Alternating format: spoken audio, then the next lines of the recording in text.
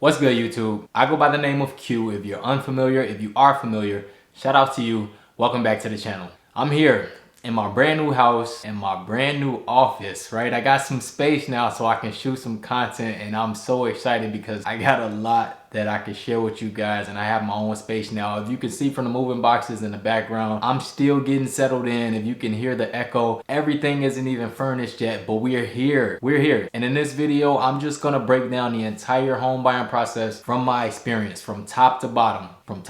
Because I did document everything, and that's a tip I will give anybody who's purchasing a home or who plan on purchasing a home in the near future. Just put it in your notes or write it down or record it or whatever you do, but document the process. Therefore, you can educate somebody else in the future. So let's get into it. I got my notes here, so if you see me looking down at my phone, I documented the entire process, like I said, in my notes app, just so I can bring it here and share with you guys, and then I can keep it for myself as well. Without further ado, this is my home buying process, so hopefully this video helps you. So on January the 18th, I contacted a realtor. That's the first step. Now, before I even contacted a realtor, I already knew that I would need a realtor in order to purchase a home, right? I had plans on purchasing it by myself, but I didn't get my real estate license in time, so it is what it is. I had to reach out to another realtor. So I contacted my homeboy, one of my close friends actually, and I can even say that confidently because I've only known him for 2 years. A young man, 25 years old, by the name of Aram Ghazaryan. He has a YouTube channel, he has Instagram, he has a TikTok. Really solid guy. He puts out really great content. I'll share his info in the description and you can go check him out as well. But I reached out to him on January the 18th when I was actually ready to buy. We had been in contact since 2020 though. I found him, I followed up with him all the way to this point, and when I was ready, I hit his line like it's go time. On January the 20th, so 2 days later, we scheduled a buyer's consultation. A buyer's consultation is simply the rundown of what I would need to do in order to purchase a home. So I went to Aram's office. I went to his office. We had an hour, probably hour and a half meeting, and he broke the whole process down from top to bottom. And after that, we just continued with the process. 7 days after that, on January the 27th, I actually contacted a mortgage company, right? Because in order to purchase a home, you need to borrow some money, right? You need to take out a loan through a mortgage bank, a mortgage company. And that's what I did. I contacted the mortgage company and I started the pre-approval process. So I got pre-approved. Me and Kara actually. I got pre-approved first, and then we came together and we got pre-approved as a couple. The amount of money we got approved for was astronomical, right? Of course, we didn't spend that amount of money because we're smarter than that, but we got pre-approved for well over $500,000. The smart thing to do is what we did is not spend as much as we were approved for. I'll break down the numbers of what we spent in another video, but here's the next step. On January the 30th, we went to our very first showing, and this wasn't necessarily a showing where the agent came with us. This was actually an open house because we were being proactive, right? Yes, we had a realtor working for us, but we were also working as well. So that's another tip I'll throw in there. If you're working with a realtor and you feel like your realtor isn't as active or isn't working as hard, it's up to you to be proactive as well. So all the fault doesn't land on a realtor, whether you land the house you want or not. It's up to you. So you have to do work, your realtor has to do work, and y'all have to do work collectively as a team. So on January the 30th, we went to an open house, right? We went to an open house. We saw something. It was cool what we saw. Of course, we didn't buy that one. We didn't even submit an offer on that one actually. But fast forward to February the 1st. We went and had a second buyer's consultation because the first buyer's consultation we had, it was just me by myself, right? I'm moving. Like I said, I'm moving proactively. Kara didn't have the time to go because she had the kids and she had some other stuff she had to do. So I went on my own, and on February the 1st, we had a buyer's consultation together so she can get privy to everything that I was privy to prior. February the 3rd, we had our second and third showing. So we went to see 2 different houses on February the 3rd. So that was a jam-packed, action-packed day, as I'm sure you could imagine, going from house to house, checking one out, fighting through traffic, checking the other one out. That one, you know, we really liked that one a lot. We really liked that one a lot. So fast forward to February the 5th, we submitted our very first offer. So we like the house so much, we say, let's put an offer in. We can submit an offer, let's see where it goes from there. We submitted our offer, and on February the 7th, that offer was declined. The offer was declined because we were outbid by a cash buyer. So we put a solid offer in, a very, very solid offer in. But the people whose offer got accepted, they paid all cash and above list price. So we couldn't compete with that. So it was what it was. February the 13th, we went to our 4th showing, right? We went and seen the 4th house. That one was cool. We didn't really like it that much, but you have to go see these houses. It's one thing to just look at a house on Zillow or Redfin or Realtor.com, wherever you look at houses at. It's one thing to just look at them online and look at the pictures, but you have to go see these homes in order to get the real feel for what you want to spend your hard-earned money on. Like a 30-year mortgage, hundreds of thousands of dollars. You want to make sure that you're doing everything in your power to make sure that you're making the best choice possible with your money and for your family. February the 18th, we went and saw our 5th home, the 5th showing on February the 18th, and we actually liked this house a lot. Probably the 2nd best house that we've saw thus far. So we liked it so much, we decided to submit an offer. So not only did we go see the house on the February the 18th, but we also submitted an offer. And I kid you not, on February the 19th, our offer was accepted and we officially went under contract, which was crazy. We didn't expect that at all. So the house that I'm sitting in right now recording this video is the house, the 5th showing, the house we submitted our 2nd offer on, and the house that we currently live in.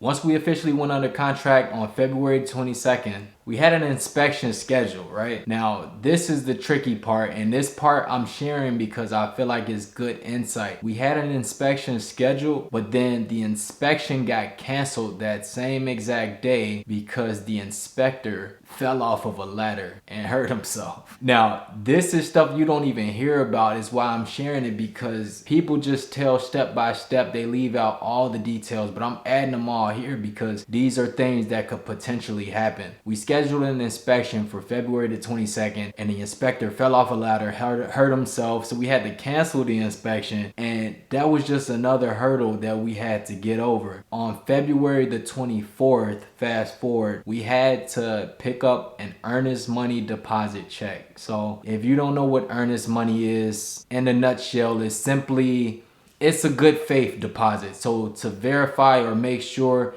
that you're actually gonna buy a house, a lender would suggest that you make an earnest money deposit of a set amount in order to secure your spot, to know that you're serious about buying a home. We put an earnest money deposit down of $6,000 on February the 24th, and we had the actual inspection the same day. February 28th, we actually had to pay for the application, the loan application. We had to pay for that, and we also had to pay for an appraisal. Fast forward to March 1st, they ordered the appraisal. So the mortgage company, they're the ones who order the appraisal. We don't get to choose the appraiser. We don't get to choose who comes out or when they come out to do the appraisal. That's all on the mortgage company. So they ordered the appraisal on March 1st, and on March 2nd, the actual purchase application was completed. The closing costs addendum was completed, because we had to make an addendum because after the inspection, we noticed there was a few things, right? We got the inspection report back. It was just 2 minor repairs, and we had to let that be known, like, okay, are they gonna fix this? Or do we have to come out of pocket and pay for this? We decided that the seller was going to have to pay for that. So in order to move forward, we requested that the seller either fix X, Y, and Z before we buy the house, or that they give us money back, or that they give us a credit back. And that's what they did. They decided to give us some money back, so that way they would have to put in an addendum on the application or on the contract. So that's what we did. Also on March 2nd, let me not leave this out, the loan was sent to underwriting. We're moving fast here. At this point, after we went under contract, the ball started moving faster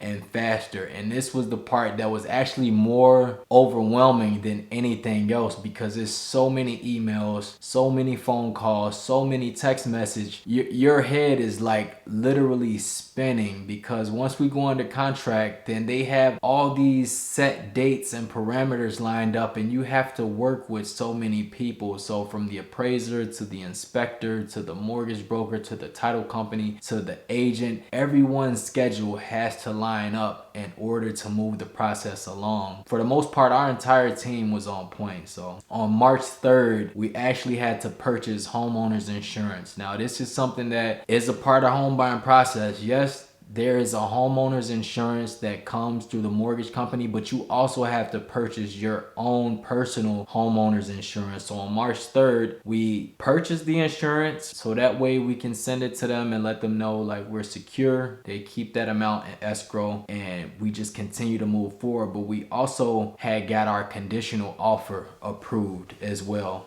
on March 3rd. Like I said, it's a lot that goes into this, and I would be doing you guys a disservice by leaving every moving part out. So we purchased the homeowner's insurance, we got the conditional approval for the actual loan amount, and we also had to get a quote for a mover, all on March 3rd, because I purchased movers. I said once we moved from Lincoln Park to my in-laws house that I'm never moving again. I'm done. I moved every 2 years my entire life. My knees, my back, I'm not doing that no more. So we got a quote for a mover. On March 4th, we received the land survey. Whenever you go under contract, whenever you are moving along in the home buying process, you will get a survey of the land. So the land you purchase, the plot of land that your house sits on, you'll get a survey to know what's your property and what's not your property. So everything within those parameters, that lets you know what land is yours. On March the 9th, the appraisal actually came back, and in our case, we were lucky. The house appraised in our favor. So we're actually walking in, aside from the down payment and everything, we're actually walking in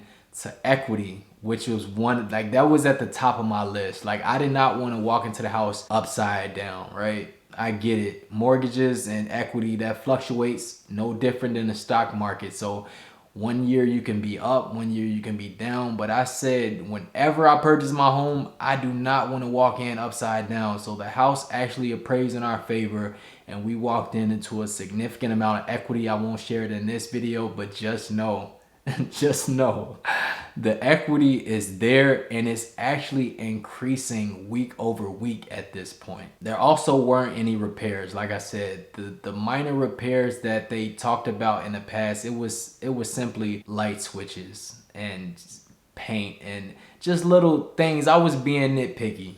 Keep it a buck. I was being nitpicky because I said, ain't no way. If I'm spending my money, I'm gonna make sure that I squeeze these people the same way that they're squeezing us. That's another tip I'll give. The mortgage company, they will always get their money. Once they lock you in, they lock you in. All of the hidden costs that people do not tell you about, they're gonna get their money no matter what. So you have to make sure that you're able to keep as much money as possible, and don't mess around with them. Like, don't be nice to them. Like, yes, you can be nice, but don't be soft is the best word. Like, don't be soft with them, man. I was on their head. I was on their heels. I'm like, what about this? What about that? What about this? What about that? I was trying to get money back. I was trying to keep money. I was trying to get as many credits as possible.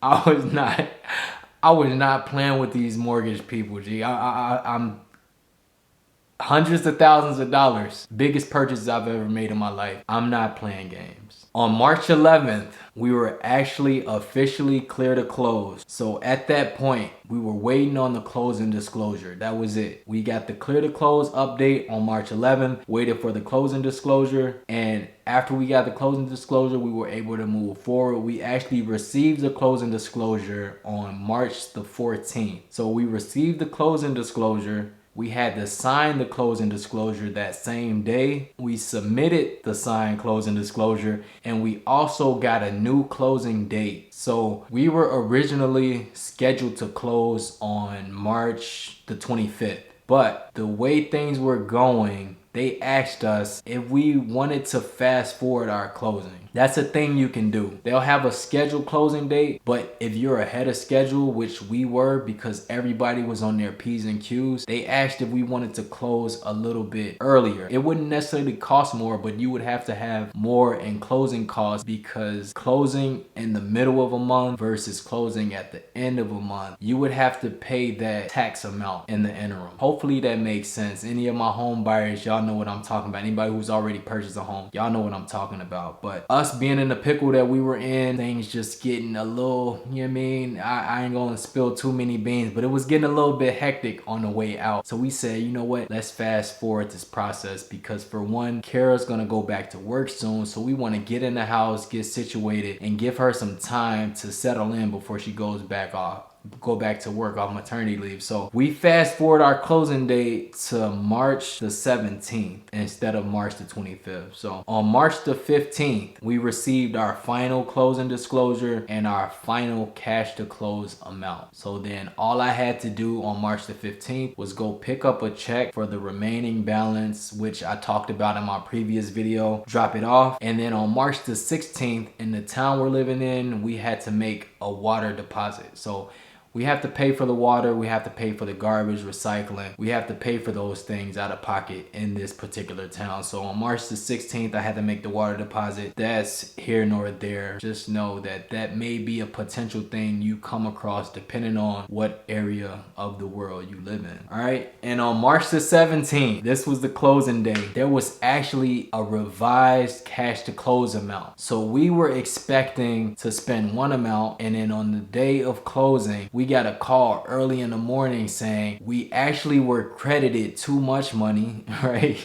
I guess I had them under too much pressure that they just tried to give me some extra money for no reason. So we actually had to refund the seller a couple $1,000s. So I had to pick up a brand new cashier's check to bring to closing. That was it. March 17th, we got the revised actual cash to close figures. We had to do a final walkthrough. That's another thing you have to do.